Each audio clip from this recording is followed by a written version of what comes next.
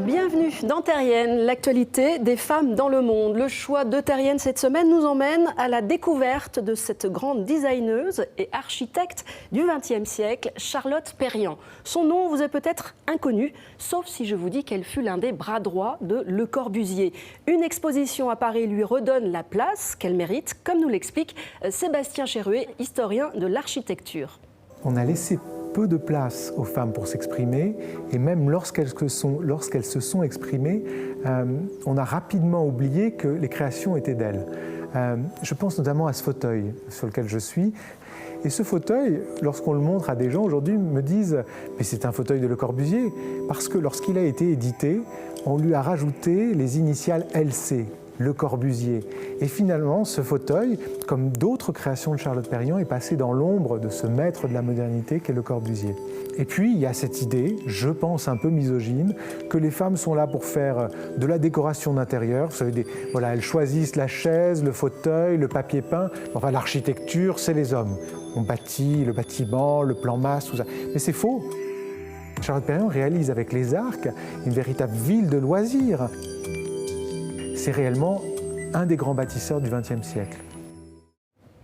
Le coup de griffe de Terrienne au Nigeria, une usine à bébés vient d'être démantelée à Lagos. 19 jeunes filles de 15 à 28 ans, toutes enceintes, ont été libérées par les forces de l'ordre. 4 nourrissons ont pu être récupérés.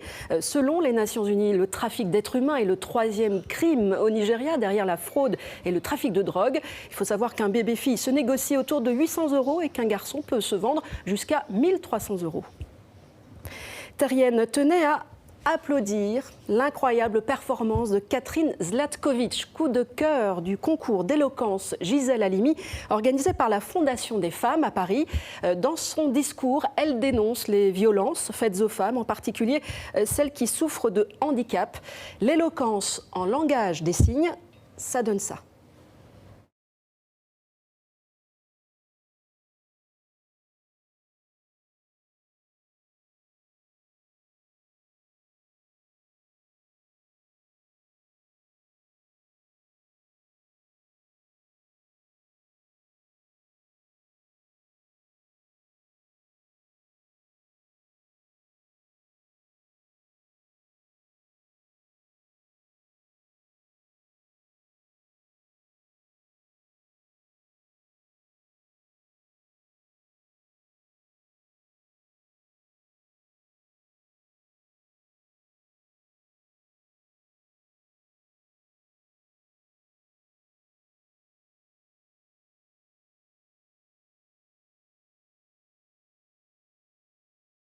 Oui, depuis le début de l'année, 113 femmes ont été tuées par leur conjoint ou ex-compagnon en France. Vous pouvez retrouver toutes ces informations sur notre site et ainsi que sur Twitter ou Facebook. Et bien sûr, rendez-vous la semaine prochaine pour Terrienne.